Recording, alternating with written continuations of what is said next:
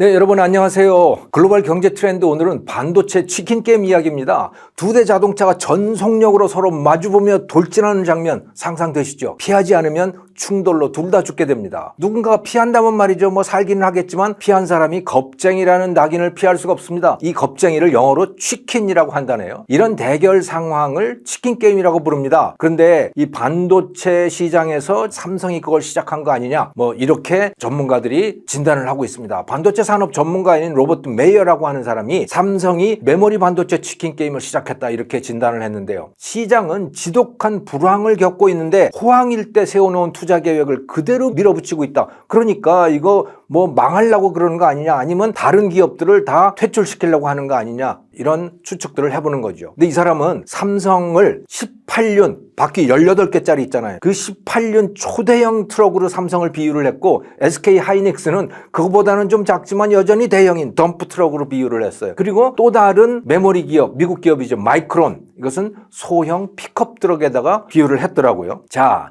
이 초대형 18륜짜리 삼성 대형 트럭이 시설을 키우고 물량을 마구마구 쏟아내고자 한다니 다른 기업들은 잘못하면 쓰나미에 휩쓸리기 십상일 겁니다. 현재 메모리는 지독한 불황에 빠져들었습니다. 이 표는 반도체가 들어가는 각종 전자제품의 최근 2년 동안의 판매 대수를 보여주는데요. 스마트폰, 서버, 노트북, TV 이런 것들이죠. 여기서 이 파란색 막대 그래프는 2021년, 또 핑크색은 2022년 추정치인데요. 여기서 파란색은 모두 플러스로 표시가 되어 있습니다. 그 전해에 비해서 판매가 대폭 증가했다는 말입니다. 코로나 때문에 집에서만 생활하느라고 가전제품들을 많이 사들였기 때문이죠. 덕분에 반도체도 최고의 호황을 누렸습니다. 그런데 핑크색, 즉 2022년을 보면요, 모두 큰 폭의 마이너스 수치를 보이고 있습니다. 스마트폰은 마이너스 10%, 노트북은 무려 마이너스 25%네요. 서버와 자동차 정도만 약간 늘었습니다. 전자산업 전체가 다 불황인 것이죠. 전자제품 판매가 이렇다 보니 반도체 판매도 급격히 줄었고 가격도 떨어졌습니다. 특히 소품종 대량 생산을 특징으로 하는 이 메모리 반도체는 가격 하락폭이 더욱 컸죠. 2022년 3, 4분기의 경우에 D램 가격은 마이너스 31% 떨어졌어요. 또 낸드 플래시는 마이너스 32%가 떨어졌습니다. 2008년 글로벌 금융위기 이후에 가장 큰 폭의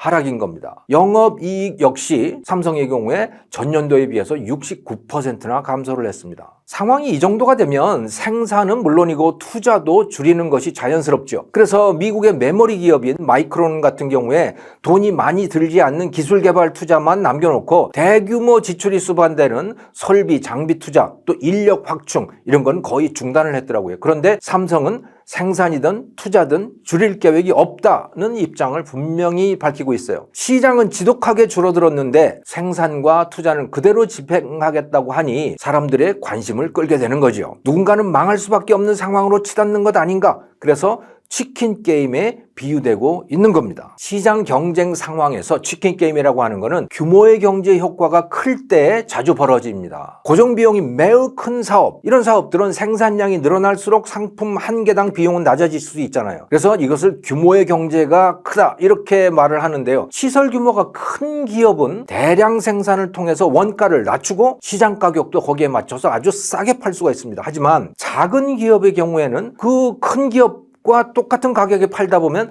적자를 면할 수가 없는 거예요. 생산비가 높기 때문에 그런 거죠. 그래서 결국 퇴출을 면할 수가 없습니다. 그래서 이런 것들을 치킨 게임이라고 하는 겁니다. 반도체 산업에서는 그런 일이 자주 발생합니다. 2001년 당시에 첨단 반도체를 제조하는 기업의 숫자가 29개에 달했습니다. 당시의 제품 정밀도는 한 90나노 정도였는데요. 지금은 3나노까지 갔잖아요. 그 당시에는 90나노 수준이었거든요. 그래서 이 당시에는 미국에도 일본에도 많은 기업들이 반도체를 제조하고 있었습니다. 그런데 2020년이 되면서 그 숫자는 3개로 줄어들었습니다. 10나노 이하의 정밀한 제품을 만들 수 있는 곳, 그것은 삼성전자, TSMC, 인텔 정도에 불과한 것이죠. 그 이유는 제품이 정교해질수록 투자 규모가 거대해지기 때문입니다. 2000년 당시에 첨단 제품 공장을 마련하는 데에는 10억 달러 정도가 들었어요. 우리 돈으로는 1조 원 조금 더 들었다고 보면 되는 거죠. 그런데 2020년에는 195억 달러, 무려 22조 원이 듭니다. 공장 하나의 생산 규모가 이렇게 엄청나게 커진 겁니다. 그러니까 공장 한두 개만 있어도 전 세계 수요자들을 다 커버할 수 있는 정도가 된 거예요. 그렇기 때문에 먼저 투자를 시작하고 성공시킬 수 있는 기업이 유일한 승자로 등장을 하게 되는 거죠. 그야말로 승자 독식의 산업, 이것이 바로 반도체 산업인 겁니다. 20년 전에 29개 있던 것이 20개가 되고 그것이 10개가 되고 다시 3개로 압축되어 가는 이 과정, 이것은 그 하나하나가 다 일종의 치킨 게임적 성격을 가졌던 겁니다. 메모리 산업에만 국한해봐도 그렇습니다. 1997년 전 세계 반도체 공급자 숫자 23개였거든요. 메모리 반도체 공급자가 그랬다는 거죠. 근데 지금 삼성과 SK 하이닉스, 마이크론 이 3개로 줄어들었어요. 지금까지 설명드렸던 이 원리가 메모리 분야에도 그대로 작동하고 있기 때문입니다. 그리고 현재는 공급자가 3곳이지만 언제든지 다시 이것이 1개로 줄어든다고 해도 하나도 이상할 것이 없는 겁니다. 삼성이 그런 치킨 게임을 시작한 거 아닌가? 사람들이 예의주시하기 시작한 겁니다. 삼성의 공격적인 투자가 결과적으로 치킨 게임이 돼서 SK 하이닉스, 마이크론 이 나머지 둘을 모두 퇴출시킬 것인지, 아니면 당분간만이라도 기존의 3자 경쟁 구도가 그대로 유지될지 이 여부는 메모리 반도체 수요가 살아날 수 있는지에 달려 있는 거죠. 올해 하반기 또는 내년부터라도 수요가 대폭 살아난다면 삼성이 시설 규모를 늘린다고 해도 경쟁자들이 적자에 몰릴 가능성이 그렇게 높지 않고요. 그리고 굳이 문을 닫을 이유도 없겠지요. 그런데 삼성도 SK 하이닉스도 챗 GPT라고 하는 새로운 이 AI가 새로운 반도체 수요를 만들어낼 것이다 라고 하면서 낙관적 전망을 내놓고 있기는 합니다만은 실제로 그렇게 될지는 두고 봐야 알겠죠. 하지만 수요가 지금과 같은 메모리 불황 상태를 계속 이어간다면 다른 기업들이 사활의 기로에 놓일 가능성이 큽니다. SK 하이닉스하고 마이크론이 그렇게 될 가능성이 크다는 거죠. 자, 공격적으로 생산 능력을 늘린다면 말이죠. 이 삼성 하나만으로도 시장 전체를 커버할 수 있을 테니까요. 그것도 경쟁 기업은 감당할 수 없는 낮은 가격으로 말입니다. 자, 지금까지 메모리 반도체에서의 치킨 게임 이야기를 말씀을 드렸습니다만은 메모리가 아닌 비메모리 분야, 특히 이 파운드리 분야에서도 치킨 게임은 시작됐는지 모르겠어요. 이 남들이 설계한 도면을 가지고 반도체를 위탁 생산해주는 사업을 파운드리라고 하죠. 여러분 잘 아시죠?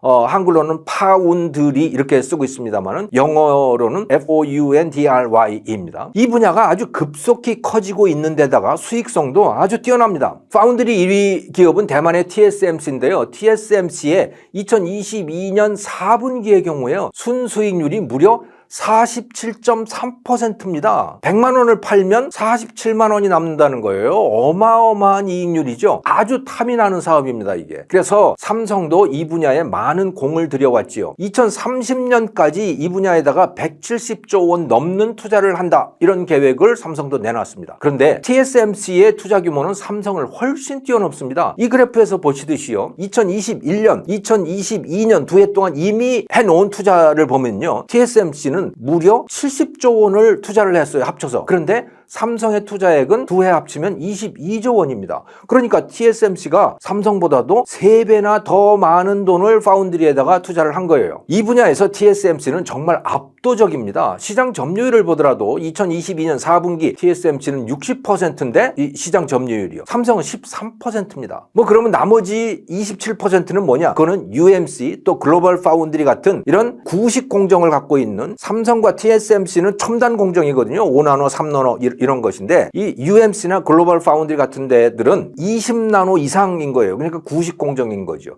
이 파운드리들이 한 27%를 차지하고 있다. 나머지 대부분은 TSMC고 또 약간은 삼성이 차지한다. 이렇게 보시면 되는 거죠. 그리고 이 TSMC와의 기술 격차도 매우 큰 것으로 평가가 되고 있어요. 외형적으로는 TSMC, 삼성 두 기업이 모두 3나노 단계에 진입했다. 이렇게들 말을 하지만 정작 중요한 것은 수율이거든요. 수율에서는 큰 차이가 납니다. 웨이퍼 한 장에 이제 칩의 개수를 설계를 할 거 아닙니까? 그 설계된 최대 칩의 개수 대비 실제 판매 가능한 칩의 비율을 수율이라고 하는 거예요. 3나노 공정에서 삼성의 수율은 10 내지 20%입니다. 그러면 나머지 80 내지 90%는 불량이라는 얘기죠. 그런데 TSMC는 그 수율이 60에서 80% 그 사이에 있다고 해요. 참 이거 제조의 효율성 이것에도 굉장한 차이가 나는 거고 그게 판매에도 영향을 미치고 있는 것이죠. 왜 이 같은 실력 차이가 나는지에 대해서 일본 미세가공연구소의 유노가미 다카시 소장, 저는 뭐 이분의 글을 상당히 즐겨서 읽습니다만은 이분이 답을 이렇게 내놨어요. 극자외선 장비인 EUV에 대한 연습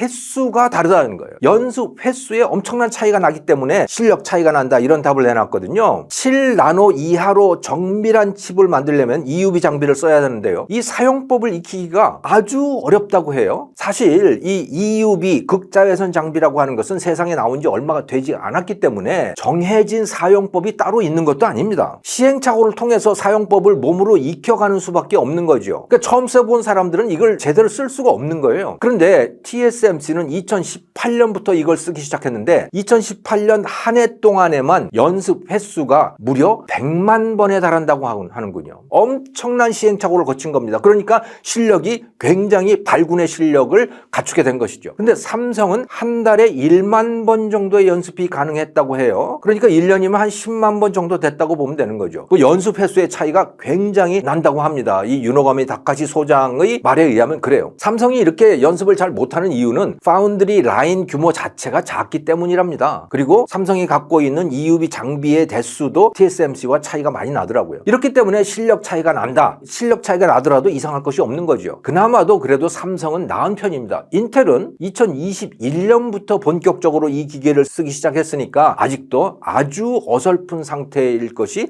분명한 겁니다. 자, EUV라고 하는 이 필수적인 장비를 다루는 실력에 이런 차이가 있는데 그것뿐만이 아니고 이 TSMC는 설계 자산에서도 상당한 차이를 갖고 있는 모양이에요. 파운드리에다가 일을 맡기는 반도체 설계 전문 기업들, 우리는 그것을 팹리스라고 한글로는 씁니다만은 이 팹리스들은 시간을 절약하기 위해서 이 해당 파운드리에 최적화된 기존의 설계도를 섞어서 쓸 때가 많다고 해요. 왜냐하면 설계를 한다고 해서 다 만들어지는 게 아닌 거거든요. 그러니까 자기가 맡기려고 하는 예를 들어 TSMC나 또는 삼성의 그 라인이 있을 거 아닙니까? 거기에서 만들어낼 수 있는 설계도를 만들어내야 되는 거죠. 자, 그런데 2020년의 경우에 TSMC는 자기의 생산 라인에서 쓸 수 있는 이 기존의 설계도를 35,000개에서 37,000개 정도를 가지고 있다고 합니다. 그러니까 이 패블리스들은 이 설계 도면을 갖다가 그것을 기반으로 해서 자기의 설계도를 만들면 되는 거예요. 그런데 삼성전자 파운드리는 기존의 설계 자산을 7,000개 내지 10,000개 정도 그 정도를 보유하고 있다고 해요. 그러니까 이 TSMC에 비해서 삼성 파운드리에다가 설계를 맡기려고 하면 TSMC에 맡길 때에 비해서 설계하는 입장에서는 시간도 많이 들고 성공 확률도 낮다고 봐야 되겠죠. 그렇게 실력이 뛰어난 TSMC가 투자도 압도적으로 많이 하고 있기 때문에 이 경쟁에 나선 삼성과 인텔이 과연 이를 극복할 수 있을지 의문인 겁니다. 파운드리 분야에서 말이죠. 그래도 삼성은 우리나라를 대표하는 기업이니까 정말 진심으로 잘 되길 바랍니다. TSMC를 잘 극복하고 뛰어넘을 수 있기를 바랍니다. 반도체에서 벌어지고 있는 치킨 게임 이야기 오늘은 여기서 마치겠습니다. 감사합니다.